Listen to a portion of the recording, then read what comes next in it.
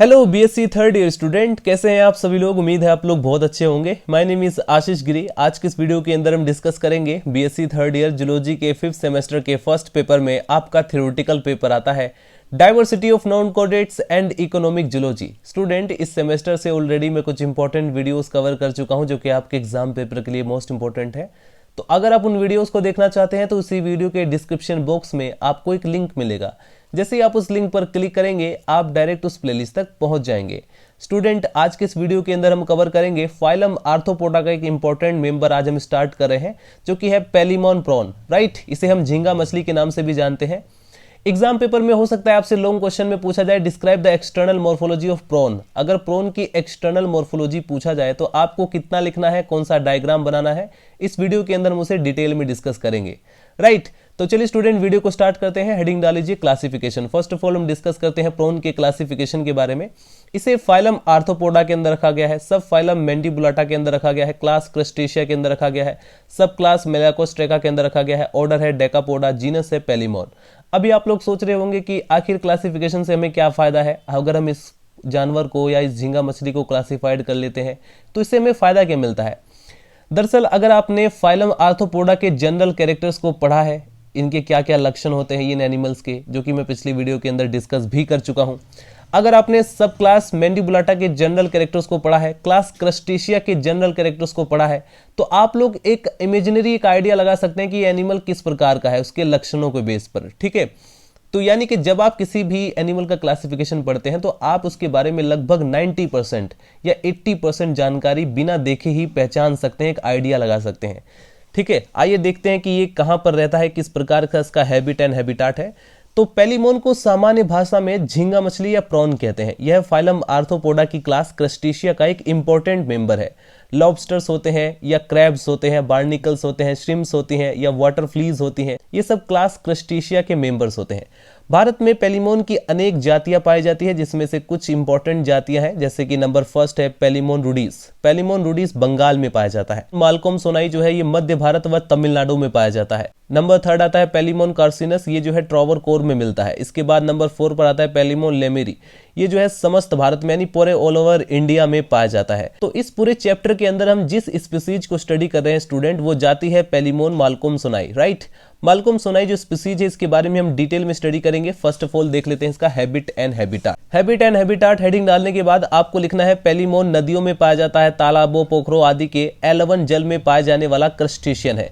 यह रात्रिचर जंतु है यानी कि नेक्टर्नल है, रात में जो है भोजन की तलाश में निकलता है, जो दिन के समय में नदियों एवं तालाबों के तल पर पड़ा रहता है और रात्रि के समय भोजन की तलाश में सरफेस पर आ जाता है। और यह सर्वाहारी जंतु है यानी कि शैवाल, मांस, छोटे कीटों एवं सड़े गले कार्बनिक पदार्थों यानी डेड ऑर्गेनिक मटेरियल को भी खाता है। इसीलिए हम इसे सर्वाहारी बोल सकते हैं क्योंकि ये वेजिटेरियन भी है और नॉन वेजिटेरियन भी है।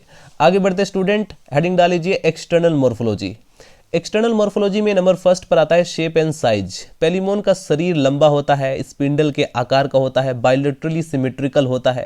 राइट, यानी कि अगर आप इसकी बॉडी को एक एक्सिस से, एक पर्टिकुलर एक्सिस से कट करेंगे तो ये इसकी बॉडी 2 भागों में डिवाइड हो सकती है, यानी जितना पार्ट इधर आता है उतना पार्ट इधर आ सकता है। तो इसे हम क्या कहेंगे, द्विपार्श्वमित, बायलैटरल सिमेट्रिकल। इसकी विभिन्न जातियों का आकार भिन्न भिन्न होता है। पेलिमोन मालकोसोमनाई जो होता है वो 25 से 40 सेंटीमीटर लंबा होता है तथा पेलिमोन लेमेरी जो होती है वो झीलों एवं तालाबों में मिलता है, केवल 2.5 से 5 सेंटीमीटर लंबा होता है। राइट, नंबर सेकंड स्टूडेंट, अगर हम कलरेशन की बात करें तो शिशु पेलिमोन, जो छोटा सा पेलिमोन होता है व्हाइट कलर का होता है, किंतु जो एडल्ट पेलिमोन होता है वो येलो, ब्लू तथा ग्रीन से कलर का होता है तथा शरीर पर ब्राउन या रेड कलर के स्पॉट्स पाए जाते हैं, धब्बे पाए जाते हैं। परिरक्षित यानी प्रिजर्व्ड पेलिमोन संतरी लाल रंग के होते हैं। नंबर थर्ड पर हेडिंग डालेंगे स्टूडेंट डिवीजन ऑफ बॉडी यानी शरीर का विभाजन। अगर हम पेलिमोन के शरीर को डिवाइड करें तो स्पेशली इसमें 2 पार्ट्स आते हैं। पेलिमोन का सिफेलोथोरेक्स, दूसरा है एब्डोमेन। ये जो है इन्हीं 2 पार्ट में डिफरेंशिएट होता है। सिफेलोथोरेक्स की बात करें तो यह शरीर का अगला चौड़ा भाग है जो कि 5 सेगमेंटेड हेड तथा 8 सेगमेंटेड वक्स के जुड़ने से बनता है। प्रत्येक खंड में एक जोड़ी अपेंडिजेस पाए जाते हैं, उपांग पाए जाते हैं। आगे की ओर एक प्री सेगमेंटल भाग सिरोवक्स से जुड़ा रहता है। इस पर एक जोड़ी संवृत यानी कि कंपाउंड आई होते हैं। इस भाग का विखंडन अस्पष्ट होता है। इसके बाद नंबर सेकंड पर आता है एब्डोमेन।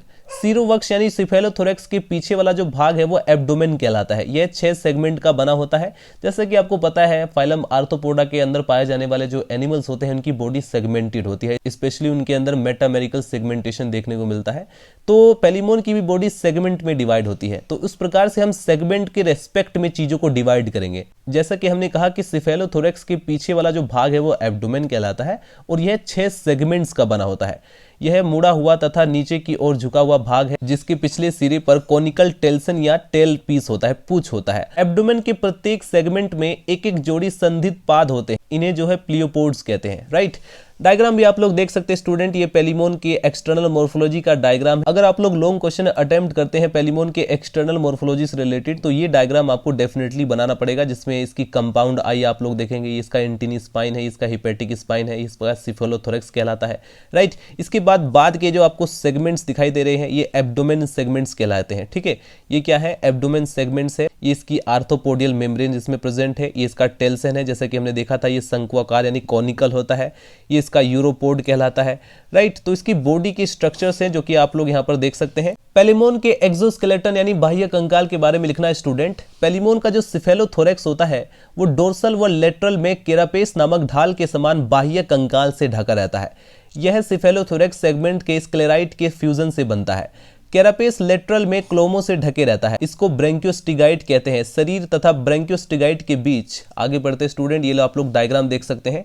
ये पेलिमोन के उदर का ट्रांसफर सेक्शन दिखाया था, जो एब्डोमेन पार्ट होता है उसका ट्रांसफर सेक्शन आप लोग देख सकते हैं। इसके बाद लिखेंगे स्टूडेंट, खाली स्थान को गिल चैम्बर कहते हैं। कैरापेस के सामने की ओर एक लंबे एवं दांतेदार प्रवर्ध के रूप में निकला रहता है जिसे हम रोस्ट्रम कहते हैं, और कैरापेस के दोनों ओर आधार पर एक एक गहरी ग्रूव होती है जिसे कहा जाता है ऑर्बिटल नोच। इसमें जो कंपाउंड आई होता है उसका स्टॉक स्थित होता है, यानी जो व्रंथ प्रेजेंट रहता है पेलिमोन के अंदर वो इसमें प्रेजेंट रहता है, राइट, स्थित होता है।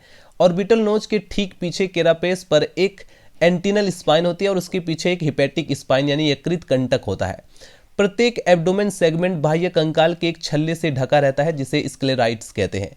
यह डोर्सल टर्गम तथा स्टर्नम तथा पार्श्व में प्लूरा से निर्मित होता है। टर्गम तथा प्लूरा परस्पर जो है यानी आपस में फ्यूज रहते हैं, किंतु स्टर्नम स्वतंत्र रहता है, फ्री रहता है। प्रत्येक अपेंडेज एपिमेरोन नामक एक छोटी सी पट्टिका के द्वारा अपनी ओर एक प्लूरोन से जुड़ा रहता है। संलग्न खंडों के स्क्लेराइड्स एक दूसरे से आर्थ्रोपोडियल मेम्ब्रेन के द्वारा जुड़े रहते हैं, यानी अटैच जो सेगमेंट्स होते हैं उनके स्क्लेराइड्स होते हैं एक दूसरे से आर्थ्रोपोडियल मेम्ब्रेन के द्वारा कनेक्टेड रहते हैं, जुड़े रहते हैं, तथा टर्गाइट एक दूसरे से हिंज जॉइंट के द्वारा संधित यानी जुड़े रहते हैं।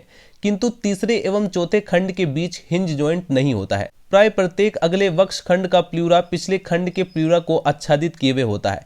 इसके बाद यदि हम बात करें अपेंडेजेस के बारे में तो पेलिमोन में टोटल 19 जोड़ी अपेंडेजेस पाए जाते हैं। ध्यान रखना ये मोस्ट इंपोर्टेंट पॉइंट है, एमसीक्यूज में भी पूछा जा सकता है। इसमें 5 जोड़ी सिर भाग में तथा 8 जोड़ी जो वक्ष होता है उस भाग में और तथा शेष 6 जोड़ी उदर एब्डोमेन में पाए जाते हैं।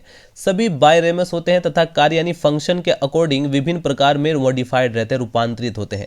प्रत्येक अपेंडेजेस में एक आधार भाग में प्रोटोपोडाइट तथा 2 शाखा यानी रेमी होती है। इसके बाद यदि हम बात करें एक्सटर्नल अपर्चर्स के बारे में यानी बाह्य छिद्र के बारे में, इसकी बॉडी में एक्सटर्नल अपर्चर कहाँ कहाँ प्रेजेंट रहता है, तो माउथ अगले सिरे पर मध्य अधर रेखा पर कुछ पीछे की ओर स्थित होता है, और जो एनस होता है वो पश्च सिरे यानी पीछे वाले स्टेल्सन के आधार पर स्थित होता है। नर जनन छिद्र पेलिमोन की 5वीं सेगमेंट व पादों के कोक्सा के भीतरी सतह पर या जो इनर सरफेस होता है वहां पर प्रेजेंट रहते हैं। इसी प्रकार मादा जनन छिद्र मादा पेलिमोन की तीसरी जोड़ी पादों के कोक्सा की भीतरी सतह पर प्रेजेंट रहते हैं, राइट। तो ये हमने क्या डिस्कस किया, पेलिमोन की बॉडी पर अपर्चर के बारे में। नेक्स्ट वीडियो के अंदर हम डिस्कस करेंगे स्टूडेंट पेलिमोन के अपेंडेजेस के बारे में। एक्सटर्नल मॉर्फोलॉजी के अंदर आपको सिर्फ इतना ही लिखना है।